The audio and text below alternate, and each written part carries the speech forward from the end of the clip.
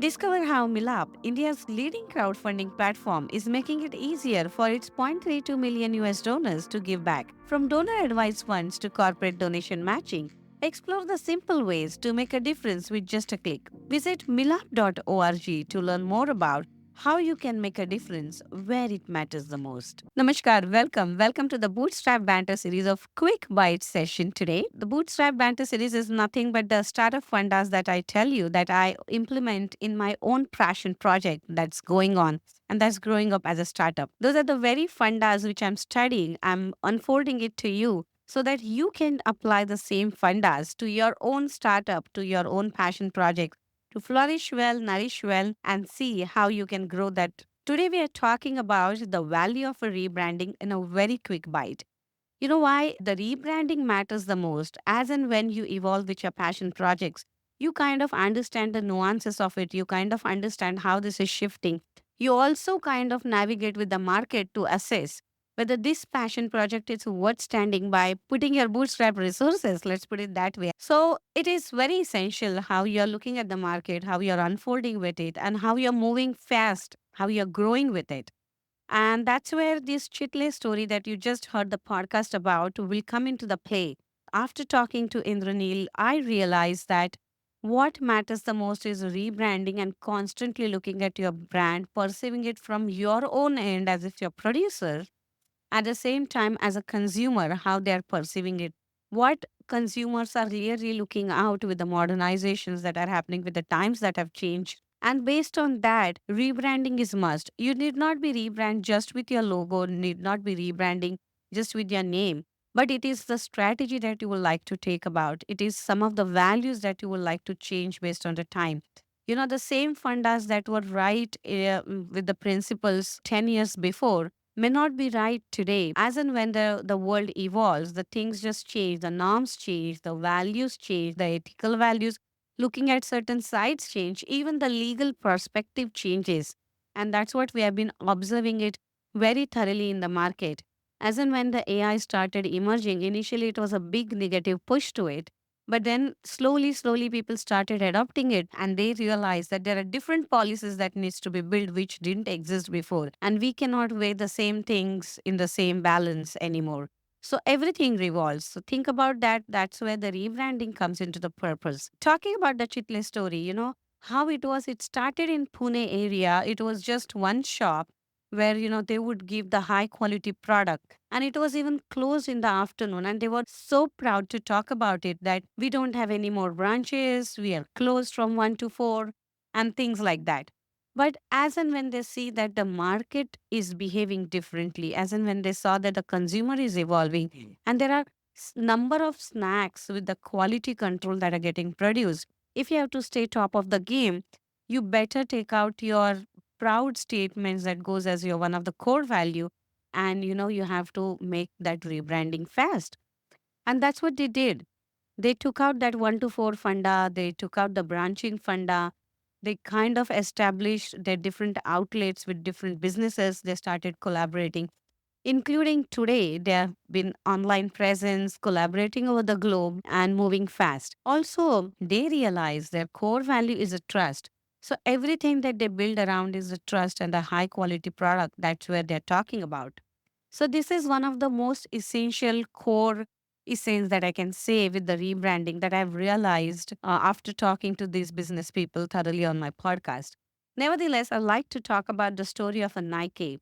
You know, Nike's brand have rebranded well. It's one of the success story that I will really like to talk about. When the Nike actually was in the business with other companies during 1970s, somewhere Nike was a successful company, primarily focused with the performance footwear, but it was very much struggling to differentiate itself in the crowded market and lot of emerging brands that were coming up with different campaignings and different niche sort of, you know, created around this performance footwear. So the brand was seen as a very functional, appealing mainly to the athletes, but it was still struggling to make a business that it should have and, you know, make a statement business type of a thing. So that's when actually Nike's some of the heads brainstormed the idea and pivoted and centered around the simple yet a powerful slogan. So first they started with the rebranding campaign that can touch the millions of hearts and attract the right sort of a personas. So they define their customers, they define their target audience, what they drive with, why they should come to Nike, and so much of efforts that they put in, where the powerful slogan actually emerged, naming as just do it. And that became the whole marketing campaign, rallying cry for anyone who wanted to overcome obstacles and push their limits. Then Nike is the brand to go. It sort of gave the sentiment to the brand, whoever is wearing those kind of footwears. At the same time, it gave a lot of modernization element that they have added with it. The shift wasn't just the words, but then the type of branding or branding ambassadors that they walked in. You must have remembered they basically associated with a very high profile athletes who have a very emerging story. Michael Jordan, Serena Williams, LeBron James. So all these people that they chose as their icons, they were nothing but a story in itself to tell the world, just do it. So that is a modernization element, and a very focused lifestyle brand made it reappeal to everyone from elite athletes to everyday people who have been inspired and aspired to do better for themselves and are ready to overcome a lot of other obstacles. So if you look at this, how it scaled as a brand by appealing at different demographics, including women, kids, casual sports enthusiasts, while maintaining its aspirational athlete core. I think that's a phenomenal story to talk about. They also embrace the sustainability and the social causes, making Nike's forward thinking, value driven brand. Of course, the digital transformation, the innovation, how they are, looking at to go forward with the digital age campaigning. That's all a rebranding techniques that they're using to make it relevant, to make it, consistently delivering their core values while evolving and making the business.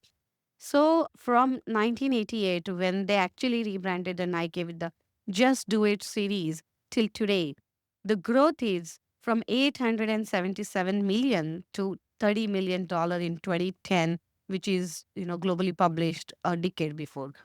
So that's what we are looking at. It's a symbol of empowerment, inclusivity, social consciousness, and gearing out those athletic gears. That's where the rebranding made a success. So there was a message consistency. If I look at the Nike story, there was a huge modernization approach. They kept it and kept evolving it. They made sure that this is cultural relevant. Yesterday's stories are not too relevant for today because today's struggles are different than what it was before. So they made sure that that cultural relevance stays in place. Also, the technological innovation, using the right platforms, using the right collaborations, using the right type of social medias, and what works for your target audience. That is a sort of a rebranding we're talking about. And that's a quick bite tip that I just gave you. If you want to flourish in your passion oriented business, rebranding is something that you will like to consider and keep evolving at it. Without rebranding, without revolving, your business is not going to flourish. Your passion project is not going to blossom. Keep this tip in your mind and let me know what are the different sort of tips that you're looking forward in the startup fund as how this Bootstrap Banter series quick bite is coming along.